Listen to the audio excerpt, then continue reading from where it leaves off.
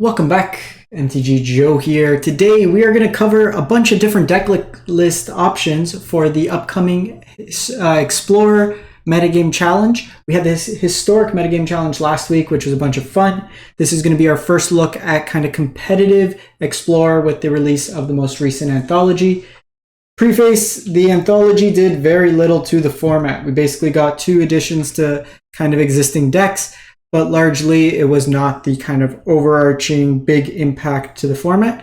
However, we have seen some variation in the decks, and we'll cover that through this. This is a fairly long one. I'm trying to cover a bit more in terms of content to give people a wide variety of deck list options that from the last kind of 3-4 weeks of data from Untapped GG. I'll timestamp everything. I'll put the little codes, chapters, whatever you want to call it. Deck list will be posted in the video description, so I will make it as easy as possible for you to find a deck list that you can use for the weekend. Before we jump in, quick programming note. We usually cover every format on Arena for a metagame breakdown each week, best of 1, best of 3. I had some house damage. My bathtub leaked through my ceiling and I have a hole in the ceiling and I have to do some renovations. So I may be on and off and ability to record with renovations that have to take place. So might go dark for a couple days. I appreciate the support in the meantime. So just in case you wonder where I go, that's where I am. In any case, we are going to take a look at starting with the metagame. So popularity of the day, don't worry so much about like May 9th. We just look at the day that was. So popularity, we have Rakdos Midrange as the most played deck. Popularity doesn't mean necessarily win rate. It's just people like playing decks, pet decks, stuff like that. Rakdos Midrange, Azorius Lotus Field, which is the control version of the deck, Mono Green Devotion, Temur Creativity with the new combo, Rakdos Sac, Greasefang, Mono White Humans, and 5 color Fires. We are not going to cover Greasefang because it didn't even show up until like things that were like 55% or lower. I think there's just a lot of embedded graveyard hate in the format. If you do want a deck list, I'll post one, but we probably won't go too far in depth to see kind of what's there. Yeah, you know what? We'll cover it at the end. What's another deck amongst friends? In any case, I'm going to start with a new deck, and then we'll kind of go through the past week because there wasn't too much in terms of kind of innovations with Explorer cards. There were kind of a changes, some new decks that kind of showed up and give you some options. So Temur Creativity. This was the kind of Pro Tour winning deck list. The only thing that we're missing now is the Dig Through Time. The combo that exists with the new set is Xenagos, God of Revels, and Worldspine Worm. You Creativity by targeting 2 either artifacts, tokens, whatever it may be, and you flip into these 2 creatures. The Xenagos gives your Worldspine Worm trample in haste and doubles its power. So you get a 30-30 trample haste. If the worm gets killed, it becomes 3 5/5s, and then if it gets discarded or goes to your graveyard anywhere in any manner, you shuffle it back into your library. So it's a resilient threat in that regard and can push through large chunks of damage. You make tokens through things like Big Score, Unexpected Windfall, Fable the Mirror Breaker. You have the Secrets to the Key, which also makes tokens. And in this particular version, they're opting to go with a Myrex. In the past, they've played Mutavault as well as another creature that can be targeted with it. So you can try out either of those versions. The Myrex helps in the more fair games because you can keep making creatures and like control mirrors, stuff of that nature. Whereas the Mutavault, it is something that can be targeted when you animate it. So it is a little bit more susceptible to removal in the combat stat. Rending Volley for blue and white decks, Aether Gust for red and green decks. So you have a variety of counter spells between Mystical Dispute, Negate, and Disdainful Stroke. You can kind of shift away from the combo into just like a fair Izzet control deck. So when things like Indomitable Creativity can get hit by stuff like Dovin's Veto, you can take out the combo and then just play Hullbreaker, Horror, Shark Typhoon, and counter spells to mix in. And then Brotherhood's End for the aggressive decks. Different flavor of creativity. So this was before the latest Anthology, but this is the Gearhulk version. So not so much combo, more value, fair game. The combo, if you want to call it, is binning a Magma Opus, and then you can transmogrify that token into Torrential Gearhulk, which then lets you flash back the Magma Opus. This does let you play kind of a draw-go kind of effect. You have things like Volcanic Spite to shuffle back your Gearhulks, The Stern Lessons lets you draw 2 cards, discard something to set up the Gear Hulk, but notably it makes a Power Stone token which can either be targeted with the Indomitable Creativity or be used to cast artifacts. The Gear Hulk itself is an artifact, so little kind of cheeky ways there. You'll see in the mana base here you do have the Mutavault as a target as well. Sideboard's basically the same idea mixed into that. We then jump over to, this was a deck I haven't really seen much of, and it's really interesting. This is Mono Red Obosh. So this was from just before the Anthology released, about a month's worth of data. It's fairly small sample size, 110 games, but it did present a 77% win rate, which even at 110 games, it's still pretty decent, all things considered. So with Obosh as your companion, you can only play odd cards. So it's all 1 and 3 drops. There's a little bit of ways to circumvent that with Bonecrusher Giant having Stomp. Same with Light Up the Stage and Skewer the Critics, which cost 1 mana in this deck for the most part. This is going to be a burn deck, and you're just playing a bunch of cheap spells. Bowmat Courier could be card advantage, Kumano pings and pumps your team, Swiftspear, Soulscar Mage for prowess. You have Play with Fire as burn, Shock, just additional burn spells mixed into here. Very cheap things that can be triggered off the Chandra. So with Chandra, you can ping 1 additional damage to get some damage in that way. Chain Whirler is a sweeper, card advantage and Light Up the Stage, more burn and Skewer the Critics, similar with Bonecrusher Giant. A lot of utility lines, which I love about these mono red decks. Ramunap Ruins, Den of the Bugbear, Sokozen. So even if you kind of flood in a way, you still have some things to do with your mana. Bosch doubles the damage that also comes from your odd effects. Your sideboard is Graveyard Hate and kind of Collected Company Hate and Grafdigger's Cage. Reckless Rage, since all your creatures have prowess or inherently have 3 toughness, this will allow you to target your creature and then kill your opponent's bigger creatures. More Chain Whirlers as sweepers, really good against like the mono green style decks because you can take out all their earlier creatures. Ferocodon as your anti-life gain style effects, and then Glory Bringer as a way to kind of deal some bigger things. The one thing here that you may want is just a little bit more card advantage. Maybe another Chandra in here. It's a little ambitious, 22 lands necessarily getting to the Glory Bringer. And in terms of what it kills, like it doesn't get rid of the 6 toughness out of like some of the mono green creatures, doesn't get rid of Shieldred, so little considerations with that in terms of the threat there. From there we go to Gruul Vehicles, so same time frame, about a month's worth of data, even more than months, about 2 months worth of data.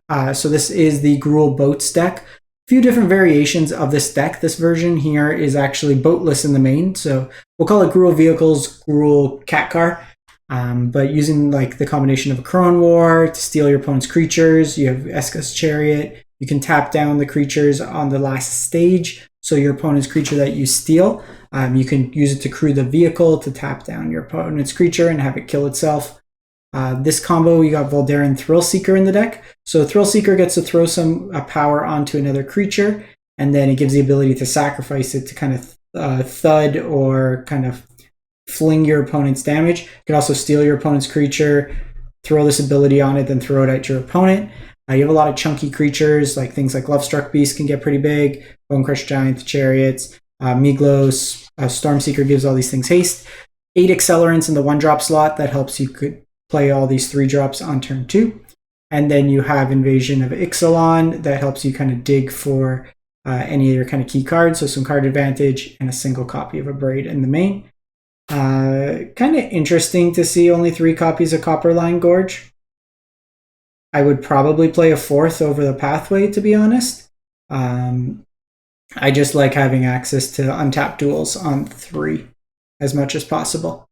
Jingantha Companion and the Festivities for the Go Wide decks, Rending Volleys for blue and white stuff, Fry for blue and white stuff that also can hit the fairy, Bankbuster for a grindy card, for just card advantage, Stonebrain, combo hates, Atraxa, stuff of that nature, Unlicensed Hearse for graveyard hate, Clothis for the grindy games and graveyard hate, and then Sword of Forge and Frontier for the mirror, mono red or mono green decks to get through damage. Very interesting here to see no boat whatsoever, Sky Sovereign, anywhere in the 75. From there, we go to Azorius Control. So we're going to cover two different versions of Control here. So there's the Yorion version. So this was pre the Anthology. So this one was sitting around 70% win rate. Pretty much just counter spells, kill spells, planeswalkers, and shark. So bunch of counter spells, change the equation, veto, make disappear, absorbs in here, kind of mixed in. Removal and sweepers in the form of March of Otherworldly Light. You have the temporary lockdowns for early aggression, Supreme Verdict, and then Farewell. Card advantage in like Omen of the Sea, virtual card advantage in Birth of Miladies, which can provide you like an early blocker, search for a land and gain you life.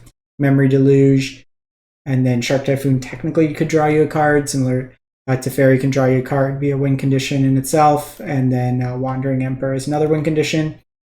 2 castles, and then should be at least...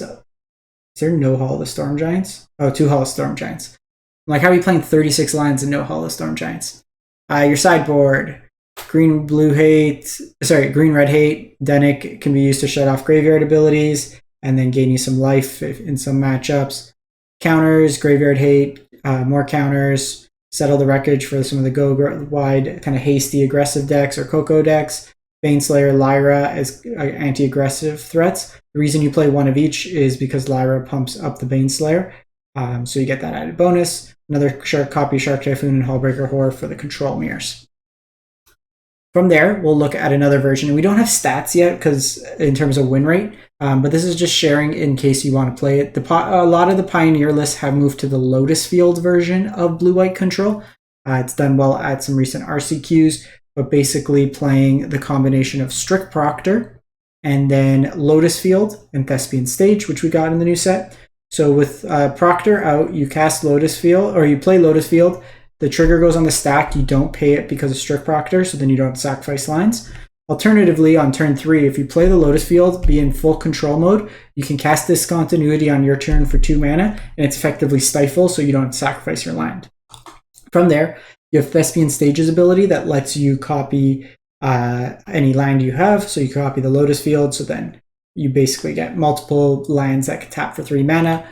Untapping 2 lands every turn with Teferi can net you total 6 mana, which then can basically end your opponent's turn. So they cast a spell or do something on the stack, you completely cancel out their turn. Other than that, card advantage, removal, Shark Typhoons, a lot of the same overlapping effects. Similar, because it's not on the temporary lockdowns, you have portable holes for aggressive decks, change the equations, Denix as mentioned, more counter spells, more card advantage. In the control mirror, because Lotus Field can produce any color mana, you actually could shift into Niv Mizzet Perrin, which allows you to have like an uncounterable threat that draws you a bunch of cards and pings a bunch of things, similar with a Shark Typhoon. We then go to 5-color Fires of Inventions, Karuga Fires. So this deck, another companion with a certain condition. This one is that all your cards have to be 3 CMC or higher. You get around that, like I mentioned, with things like Bonecrusher Giant or the Blink ability, the channel ability of Touch the Spirit Realm. This is a Fire of Inventions deck. So you're playing a lot of enchantments. You're trying to cast this stuff for free, but you're pairing that with Enigmatic Incarnation, which lets you sack enchantments to go find other effects. So with this version here, you're playing multiple colors, which can reduce the cost of Leyline Binding. If you have out the Enigmatic Incarnation, you could sack it to either find Agent of Treachery, Atraxa, or Titan of Industry, so you could pay a mana but then find that. Similarly, you have 4 mana enchantments, Incarnation itself, Fires, or Heliod, that can then get you Cavalier Dawn, Elish Norn, Kenrith, or Tolsmir. Heliod lets you rebuy an enchantment or find, or sorry, no, this one, yeah, return an enchantment card that isn't a god from your graveyard to your hand. Temporary Lockdown is early removal, kind of mixed into there. So with this deck, you're trying to survive the early turns and then play big bombs on the top end.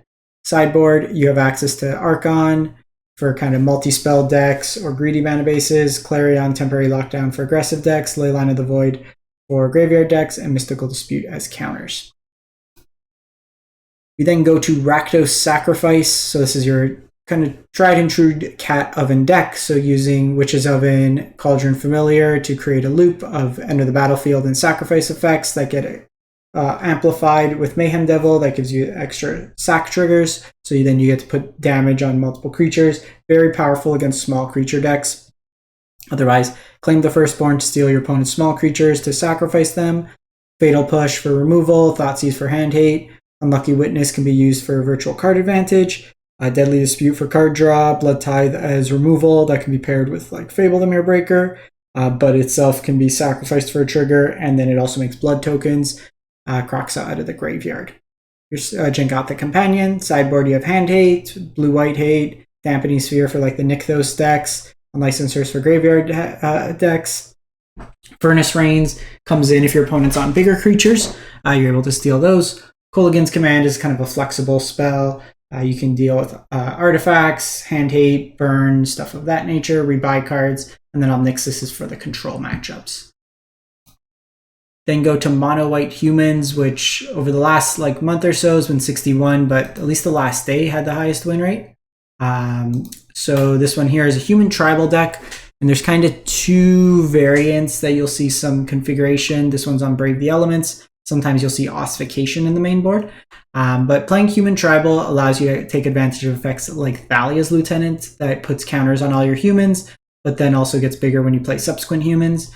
Coppercoat Vanguard also makes your other humans stronger by 1 power and gives them the ward ability, so it puts attacks on targeting them. You pair that with things like Thalia for additional attacks, put counters on things with Luminarch Aspirant, Recruitment Officer for card advantage, Hopeful Initiate blows up artifacts or enchantments, Dauntless Bodyguard can protect your other creatures, Adeline goes wide, and Brutal Cathart is removal. This is another aggressive deck with a lot of utility lands in Mutavault, Castle Ardenvale, and a Ganjo.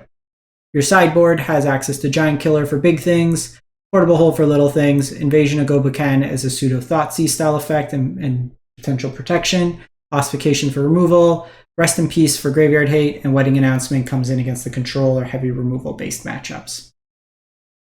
Speaking of mono green, we look at the mono green devotion list. So this list here is pairing up Nykthos Shrine to Nyx with a bunch of devotion enablers. Ideally, your kind of play is Elvish Mystic on 1, Kiora on 2, and then from there you can use a Nykthos with Kiora to tap and untap huge amounts of mana. You can net basically things like Old Growth Troll, Pelucranos. They're 3 mana to cast, but they generate you 3 mana in terms of devotion, so they're kind of free to play. You're kind of topping out at Storm the Festival. That can find you any of your other threats. Cavalier of Thorns could help you mill over and find lands, including Nykthos. Nissa generates double mana out of your forest. Vorinclex helps you find forests, and then can flip for some more value, including finding some other Storm the Festivals. And then Karn gives you access to a whole Karn board. So quickly going through this, because it's a Karn board spectacular. Graveyard hate, artifact enchantment hate, activated ability hate against aggressive decks if you get lifelink and trample. Other activated ability hate. Filigree Silex is for tokens or go wide decks. Stonebrain for combo. Transmogrifying Wand to destroy individually big things. Esca's Chariot as a fair beatdown plan and copy tokens. Sky Sovereign as removal. And then kind of just a beater with Karn. You could just plus it so you don't even need to crew and then it could attack in. You have Mightstone, Meekstone, which is either removal or card advantage. Cityscape Leveler as your blow up any individual target. Portal to Phyrexia, kind of the go over the top, force your opponent to sack a bunch of creatures and you get the value. Woodcaller Automaton as a big beater that when it dies you can animate a land. And then, when it enters the battlefield, if you cast it, sorry, not when it dies. And then Citadel can be tutored with Karn as another land if you need it in a pinch. From there, we go to Rakdos Midrange, which is the most popular deck in terms of play volume. And this is your good stuff deck, like the Jund decks of past formats, like in Modern. Shieldred, very powerful card here, punishing your opponents. A lot of 2-for-1 value, so like Stomp and then a creature. Fable the Mirror Breaker lets you have a lot of good threats to copy, ramps you, fixes your hand. Trespasser for graveyard hate, life gain, and hard to kill threat. Liliana for hand hate, force your opponent to sacrifice. Some copies of Bank Buster for card advantage. Usually this 2-drop removal spell varies depending on the meta, so go for the throat, power word kill, Heartless Act are all options you can play in this slot. Kroxa as a recursive threat, hand hate. Blood Tithe Harvester is removal, that can be copied with Fable. Fatal Push and Thoughtseize are kind of the staples of the deck there. Your sideboard, additional discard spells and Duress. Blue-white hate, a braid for artifact and cheap creatures, noxious grass for green and white big things, The Bank Buster for the grindy matchups, Hand Hate and Go Blank with the Exile, kind of value play with Kolaghan's Command, Green and Red Hate for sort of Forge and Frontier. Extinction Event is very good against like the mono green or chunkier matchups, and then Ritual Soot for the go wide smaller matchups.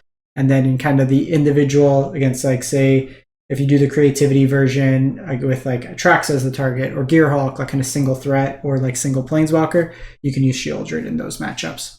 Even in the mirror, Shieldred's pretty good. From there, we go to Azorius Spirits. So this deck is going to be like a tempo flash style tribal deck. So you're using things like Rattle Chains to protect your creatures and then make your other spirits have flash. Shacklegeist can tap down creatures. So it gives you offense-defense kind of approach, get rid of attackers. Supreme Phantom as a Lord. Mausoleum Wanderer is kind of a counter spell that's stuck to a body. You have card advantage by sticking something, like basically what you want to do with this deck is play out a threat, Curious Possession it, protect it, draw cards, and then interact with your opponent's board. Slip out the back for protection, Spectral Sailor for card advantage, counter spells in Lofty Denial and Geist Snare, which are kind of scalable. And so this, if you have a flyer, can basically, it's an improved mana leak, and then Geist Snare if you have a creature and an enchantment. So if you go like 1-drop creature, turn 2, put a Curious Possession on it, this only costs 1 mana. Catilda as a lifelink kind of creature, and then Spellqueller as a counter spell on the stack. Mutavault as your creature land, since this is the blue-white version. Early aggressive hate and like Portable Hold, big things and enchantments and Destroy Evil. Gobukan is kind of like that Thoughtseize effect. Against aggressive decks, you have another copy of Catilda. Skyclave Apparition as your kind of flexible removal spell. Against the heavier removal decks, Rakdos, stuff of that nature, control. Toskia is welcome, can draw you cards, and the Wedding Announcement lets you go wide with tokens. We then go to Dimir Rogues. So this is another kind of tempo shell. This one is playing Rogue Tribal. So you have access to Thieves Guild Enforcer, Fairy Mastermind, Soaring Thought Thief, Brazen Borer, Nighthawk Scavenger. So you have the ability to mill your opponents. You also have the ability to just deal creature damage to them. So a couple different angles. Apologies, my dog just decided to pass out right behind me.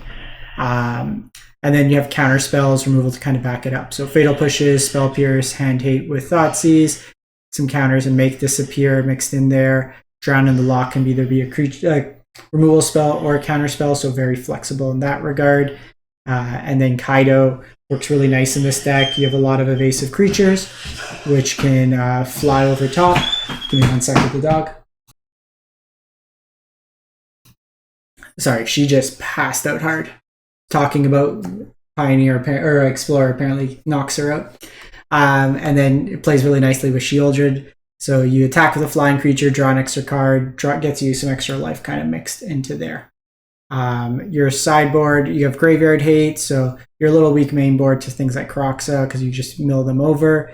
Brave Enfeeblement for the white base decks. Aether Gust, green-red would change the equation. In the grindier matchups, you have Rankin or Bankbuster, some counters, removal, and then Shieldred kind of mixed into there. You may want to see a little bit more in terms of counters, depending on if you're expecting more of the blue-white control. You can play like hard counters like Negate. So we'll do Greasefang first. So Abzan Greasefang has a couple different versions. Let me just see. This one probably looks closest.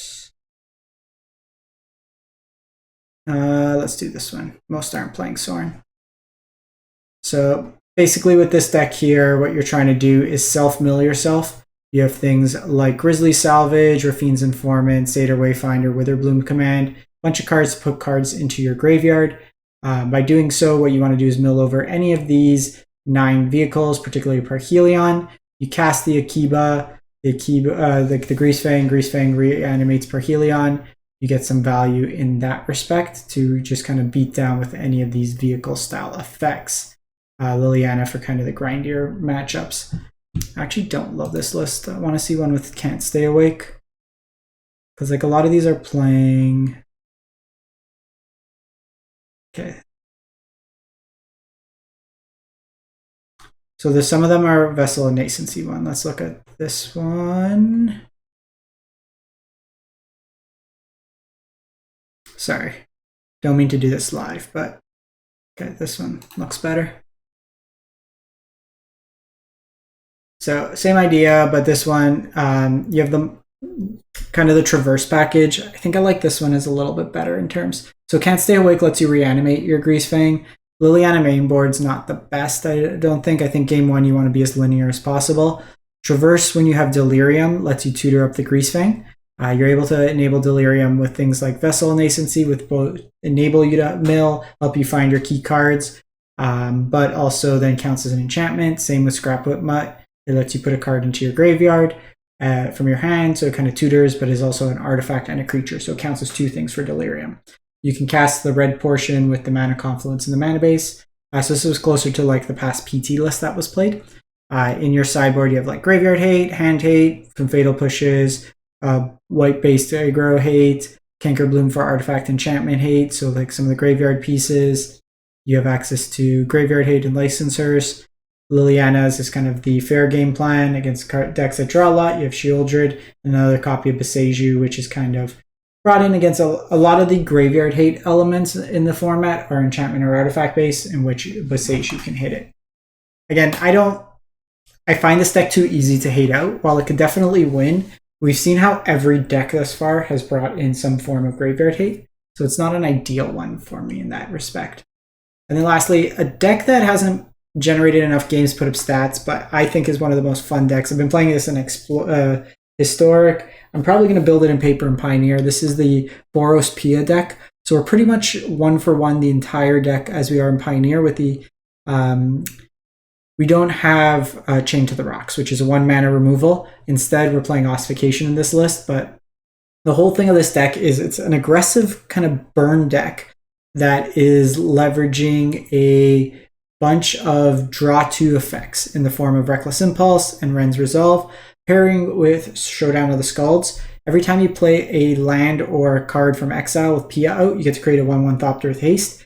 So it lets you just chain together a lot of effects. Some of these decks as well are starting to play Runaway Steamkin in some numbers, because when you're kind of popping off, you generate a whole bunch of mana that lets you cast more spells in that respect. But if you like kind of like the burn shells, the Boros deck's pretty fun in that regard. I don't have the stats, so I don't know how well it's doing in Explorer relative to Pioneer. Seeing a lot of 4-1s and 5-0s coming across my Twitter timeline, but I'll paste this deck list as well. If I did a run with it, I would probably do this deck, and I would have to try the mono red deck, and I'll probably play Vehicles because I have it in Paper, but probably go a version with the boat similar to what I have in Paper as my Pioneer deck. So that pretty much wraps it up for the week. Let me know what you think, what you're going to be playing, and we'll catch you next time. Thanks for watching.